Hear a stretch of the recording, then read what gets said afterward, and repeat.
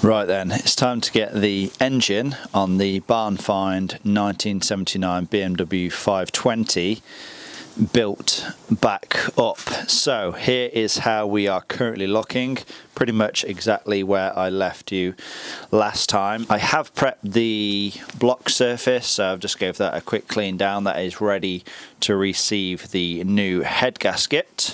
Of course, the bottom of the engine is still off. That is because, of course, I still need to rebuild the oil pump. It's in bits there, it's all been cleaned. I'll give it a final clean, make sure it's nice and lubricated, and then rebuild that. Of course, you probably saw the video of me rebuilding the cylinder head. This is all ready to go. I've also cleaned up, painted and reinstalled the camshaft pulley. I've also timed that up as well. Now then, this is where things started to go wrong. So as you can see, I have the new exhaust manifold gaskets all reinstalled, ready for the exhaust manifold to go back on. And then when I went to reinstall it, I noticed this huge crack here,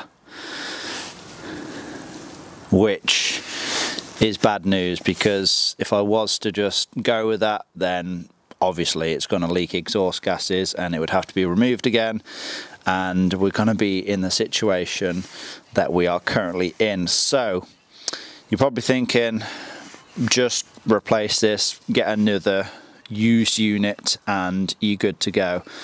I've looked online, I cannot find another one of these exhaust manifolds anywhere. Bear in mind, this is an M20, but this is an M20.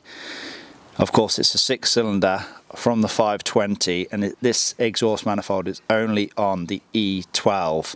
So you can't just put an E31 on, you can't just put an E21 M20 exhaust manifold on. It has to be this one. So as I can't find one, and I'm pretty sure you won't even be able to buy one of these brand new from BMW, I think we're going to have to try and repair this. I imagine it's cast iron, so probably not going to be the easiest thing to do, but I am going to get a flapper disc on here, get all this cleaned up, and then probably ask my dad if this can be welded or not.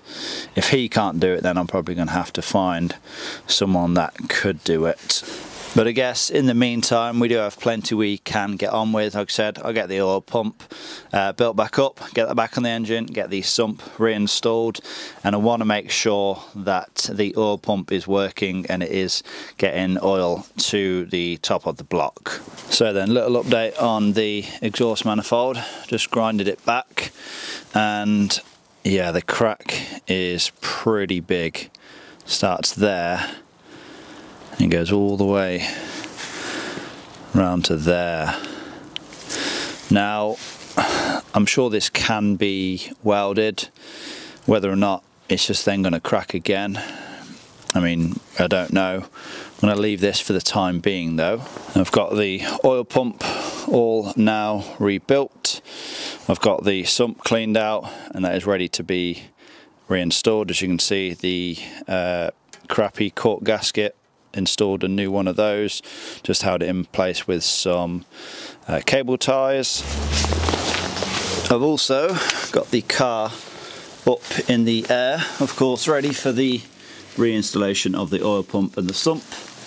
As you can see, the front end is on some ramps.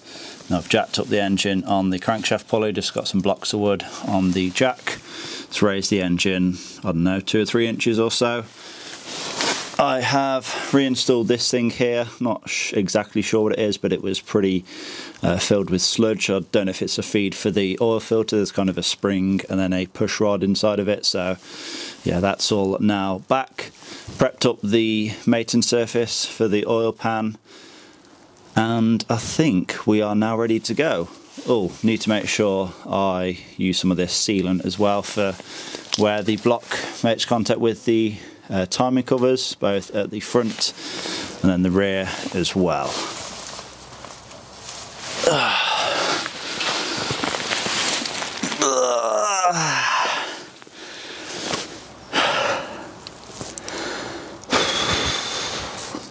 Why do I keep doing this? So, of course, oil pump back on, oil pan back on, all of the millions of the 10mm bolts are all now back in and tightened down. Also installed the cover as well for the transmission at the back, holding by those 3 10mm bolts. I think now I can lower this engine back down, and I'm going to fill it up with oil, and then I think crank it over by hand, of course. I just want to see if I can get some oil to come to the top of the block, so I'm going to spin over the oil pump if I can.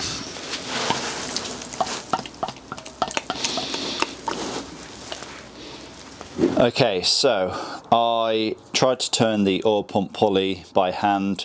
You cannot turn it fast enough to build up enough pressure to even see if we're getting any movement in oil, so we really don't know if the oil pump is good or not. We're going to have to get the head on, get the timing belt all fitted, and then spin the engine over. Of course, I won't attempt to start it until we see we have you know, oil coming to the top of the engine. I'm not actually sure where the oil feed is, and I mean, of course, all these are the coolant holes, but I'd imagine these ones on the outer edge, I don't know if they're for the oil to run back down into the sump, and if it's maybe just, say, that one there, which is the feed, I don't know. But of course we'll know when the head is back on anyway, so yeah, it's going to be a waiting game, I think. We do have some good news though.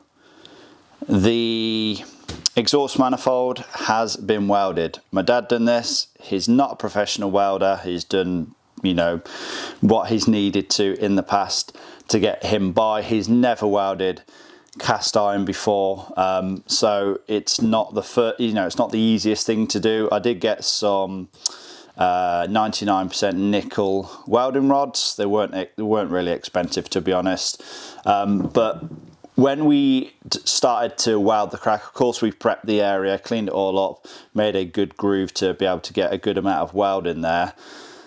Once we started to weld it, or once my dad started to weld it, should I say, the cast iron was so thin it was literally just burning away.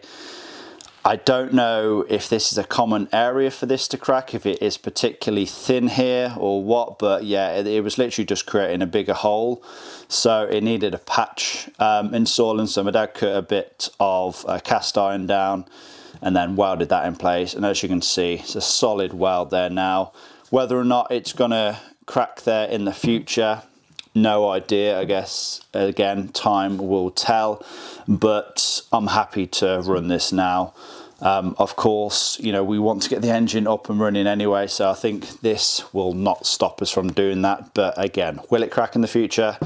Who knows? But for now, we can get it installed onto the cylinder head. Oh, and you're probably wondering, why does the garage look different now? Well, I think I'll explain it in a separate video, but yeah, this is now the current setup for the time being. Okay, so let's get this exhaust manifold reinstalled. I've cleaned up the face, make sure that is nice and smooth and nice and clean. Also applied a bit of copper grease to the studs, just so the new nuts go on a little bit easier. I've cleaned them all up and everything as well, you don't need to know that, but yeah, hopefully this just slides over now without too many issues.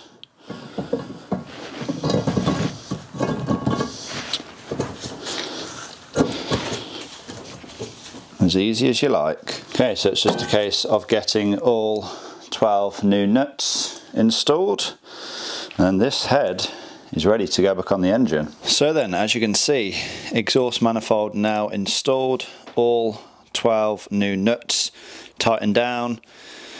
I would torque these, but good luck trying to get a torque wrench in here, so just done it by hand. If I had to guess, torque setting for these nuts is generally around 20 Newton meters. You don't have to go absolutely crazy with these, but yeah, the head is of course timed up, so this arrow right here should be in line with Probably quite hard to see, but there is a faint line there on the block, so as you can see that's lining up perfectly. So the cylinder number 1 and cylinder number 6, the valves should not be open, but as you can see in cylinder number 3 and cylinder 2 there is valves open. And I have timed up the block as well.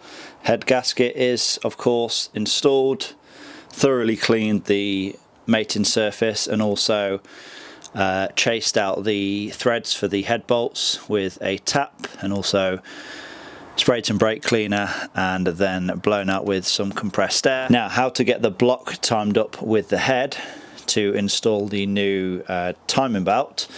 Essentially, again, there should be a mark on the crankshaft at the bottom there. Again, it's probably quite difficult to see, but it's exactly where my finger is. Then there is also a notch on the lower timing cover that should line up exactly with that. Let me see if I can get you in a bit closer. So you see that mark there, that lines up with this notch in the timing cover. That's when you know your block is timed up. So it's now time to reinstall the head. Okay, so this probably would be a lot easier with 2 pair of hands, but yeah, we don't have another pair of hands, so I guess here goes. Oh, this is heavy. Oh.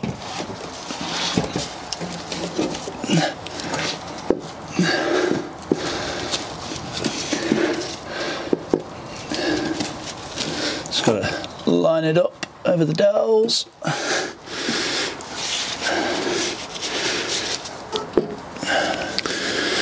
The exhaust isn't quite lining up, but I think I can sort that out after. I think that's on. Just make sure all of the bolt holes line up.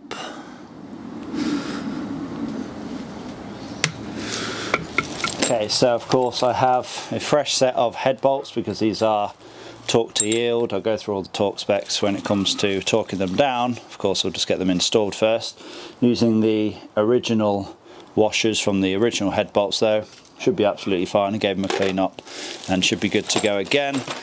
Now, I'm not sure if you are supposed to oil these bolts, but I'm going to use some WD-40 on them just to stop them from binding up. Of course, I am confident that the bolt seats are nice and clean. Like I said, I've gone down with the tap. I've cleaned it out, you know, numerous times, and yeah, I think they should seat nicely. But yeah, we'll just give a nice misting of some WD-40 to the threads.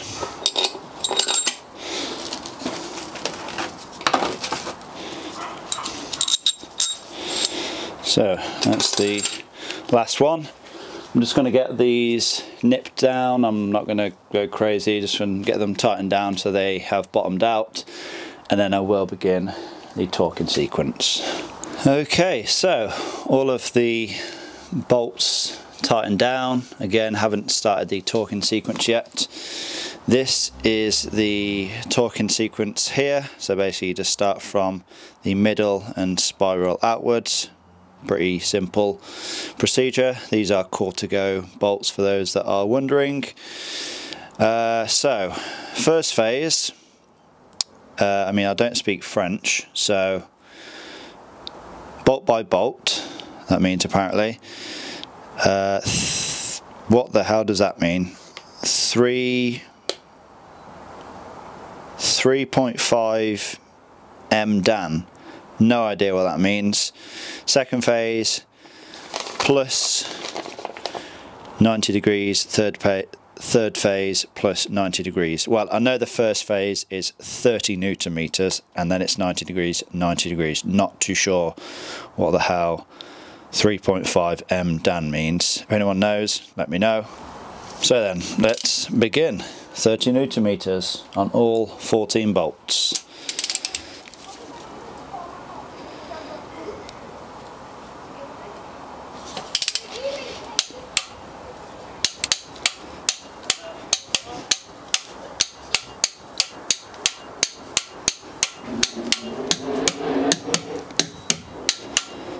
Now, some people will say you have to wait 15 minutes and then you do 90 degrees and then you have to get the engine up to operating temperature and then you do it a further 90 degrees. This engine hasn't ran in 30 years, so I don't think we're going to be waiting for it to get up to operating temperature. We're just going to do 90 degrees, exact same sequence, and then another 90 degrees to finish off.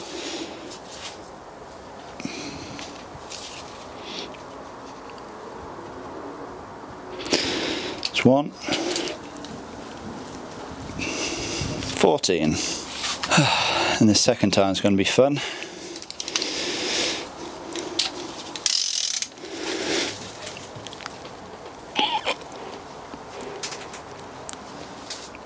One,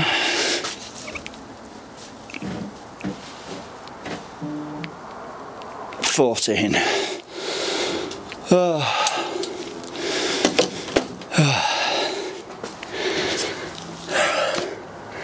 Head installed.